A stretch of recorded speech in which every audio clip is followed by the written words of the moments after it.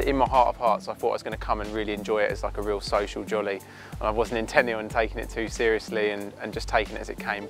But as soon as I got here and I saw the wall of carp of just an array of scaly, stunning beasts and big dark ones, long scaly ones, I knew that you know, I was going to be taking it a little bit more seriously. And the real flip moment was when I saw them starting to show out in the middle, and the size of some of these things coming out, it's like nothing I'd ever seen before. They were massive, just coming out and just crashing back in. Having never been here before, we had the walk round and saw the open water swims, saw the snag swims, but it's all based on the draw. So I've drawn up a rough list of where I wanted to be.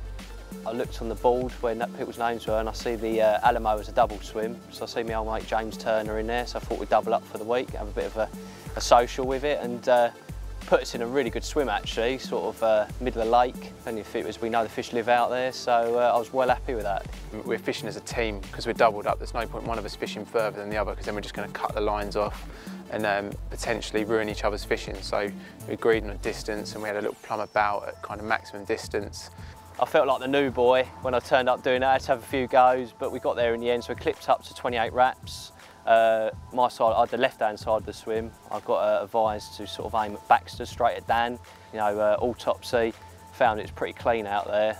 Clipped all the rods up to the same range, so they're all staggered. And basically I put all 3 rods into the swim pretty tight compared to normally. The lads spread them in the vicinity, but I put them all pretty tight. I found the cleanest area was there. And as you came closer, you hit a band of weed, so fishing over the back of that so we could get away with a bit of a tighter line. It's quite deep, about 20 foot. Bait-wise, started off with 4 kilos of 18mm hybrid, and each day I've just topped it up with however much I think's gone. So the first couple of days, even though I hadn't had any takes, I still put about 3 kilos in each day because the bait was washing out.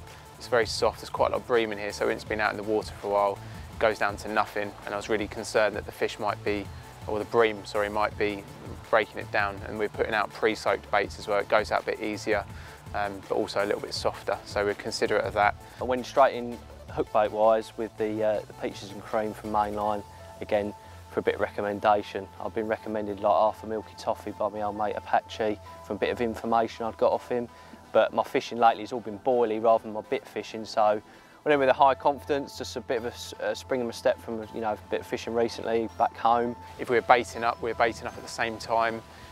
If we were putting the rigs out, we're kind of trying to coincide it so that we wouldn't ruin each other's chances, and also that we'd maximise our bite times and kind of work together on that, and that worked really well. Nothing the first night, looked really epic the next morning, a few liners, just sort of brewing. Again, went for an epic dinner like usual. Rods back out, a bit more of a, I broke them up a little bit more, not too much, but a little bit more gap in them. I had a take about 2 o'clock in the afternoon, and quite a funny story behind it. I was actually clearing the weed out the edge with some of the bailiffs. They'd cut the weed and it floated up, so I've jumped in Cheryl and I'm going round over the lines just to clear some of the weed that had got caught, and Bailey's going, get back, your rod. And I'm going, chill out Ian, chill out Rich, it's just me, I'm in the boat.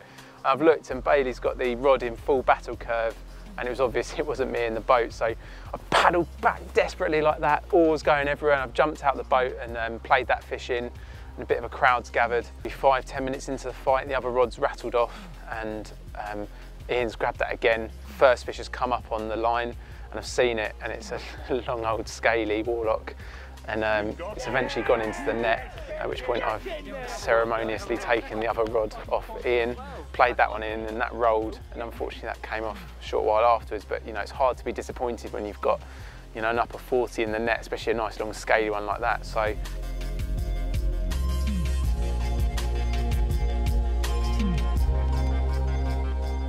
and then the next afternoon, started up with the liners again. 2 o'clock, lo and behold, the middle rod busted off and got me winded.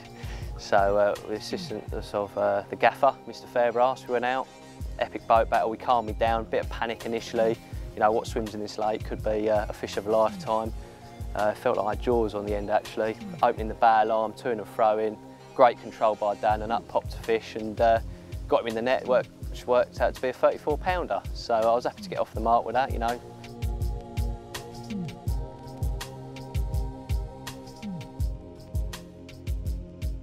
That's a sick Hendrix. Epic, mate. That's an awesome Hendrix. Awesome.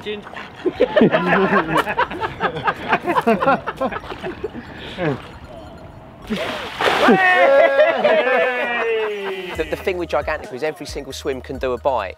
If you angle it right, no matter what one you come in, if you come out 14th, you have got a chance of catching one.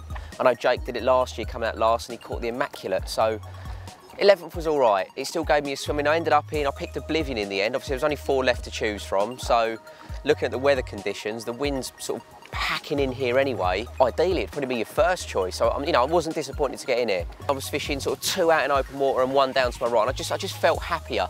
And then early on, I had a bite from the open water rods and had an absolutely beautiful 31-pound common. And I think at the same time, Ian had one, and we both sort of commented how just immaculate these fish were.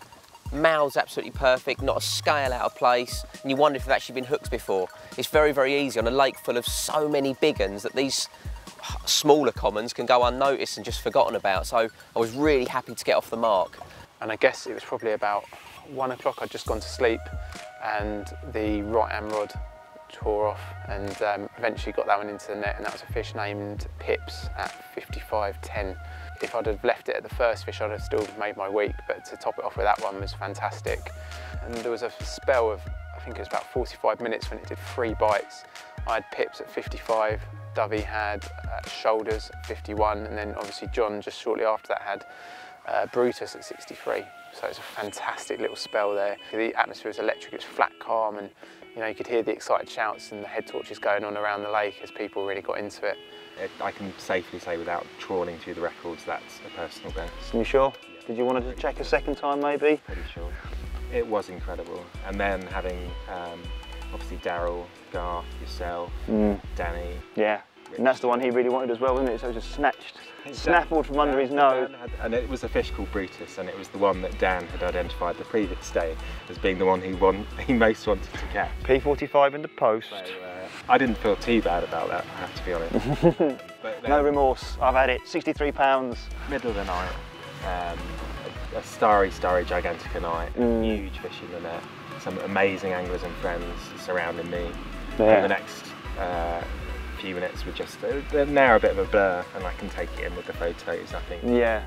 Digest it a bit over time, but it was incredible, Awesome, awesome mate, epic, epic. Well done. Brilliant job. Just the following day, had a really, really slow bite on my right-hand rod. Like literally, I was fishing the bobbin really slack, and it only pulled it up half mast. Sort of came rushing out. It was early in the morning, and I could just see the tip almost just bouncing around. I just thought it might be a bream. Dovey was in the swim with me. We thought it was a tench, we thought it was this, we thought it was that. Done me in a bit of weed, managed to get it out. Saw that it was obviously a carp.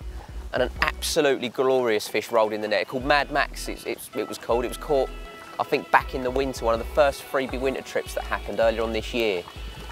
Almost a fully scaled mirror. Rob Willingham wouldn't quite give me fully scaled because there was a slight nude patch, but it made the trip for me in such an early time. It was, you know, I can't say how beautiful it was. I'm sure you'll see in a minute on the pictures. There was this period, I guess, between midnight and 3 o'clock where it was electric again. It was quiet and the fish were all over us. There was the waves from the fish showing, rushing into the bank, and some of the size of the fish coming out there were just phenomenal. About 10 to 6 this morning, my middle rod pulled up and I was on it pretty quickly, playing it in. Again, Ian came out and helped me. I thought it was a small one. No line was taken off the clutch in the playing of it, just a lot of head shaking. Dived down a couple of times, and Ian did a proper salmon swoop, bent the net and shuffled it in. But as he was shuffling it in, he really had to get the net down again because it was such a deep fish. And in the edge, you know, it grown from me thinking it was probably a 20 or a 30 up to me thinking it's a good 40. And Ian said, you know, that's a real good 40, that is, boy. And he's gone to try and unhook it in the net, and as he's lifted it up, the shoulders have just come heaving out the water, and it became clear it was getting a little bit bigger. So when we got it out, we thought it's probably going to go 50, and on the scales it went 65.4, which is just phenomenal. It's, you know, far bigger than anything I've ever caught, and it was ID'd as the target fish, and just phenomenal. I was floating around on cloud 9. The guys came around and helped me. We kept it in the water while we did the whole thing. Such a big, fragile fish. You know, I showed her so much care and respect, and she showed me absolutely none, just every opportunity trying to beat me. And you know, with Barty in the water helping me out, it was phenomenal. And it's a moment I'll probably never forget.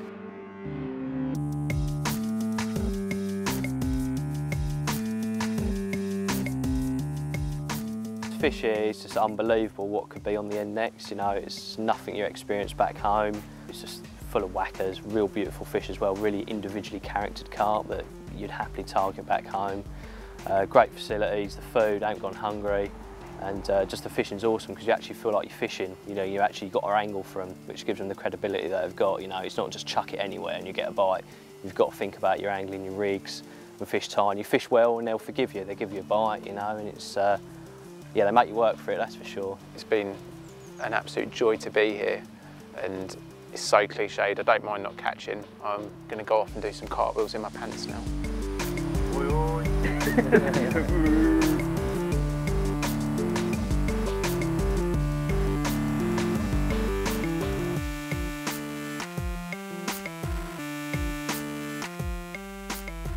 Well, what an amazing week it has been.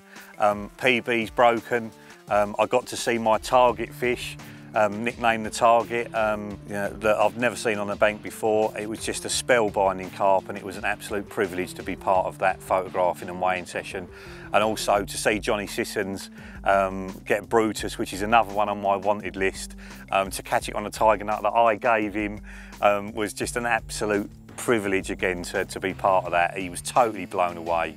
We got amazing photographs of it, and when people that you're really close to catch something that is a fish of a lifetime, often the feeling is greater watching it than it actually happening yourself, and it all becomes a bit of a blur when you catch a big one.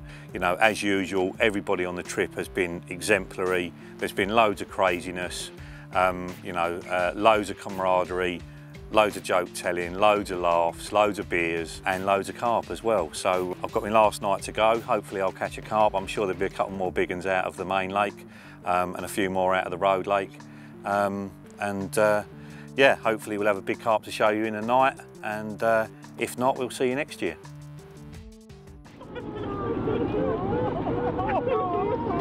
All right, enough. We can go again next year. Yeah!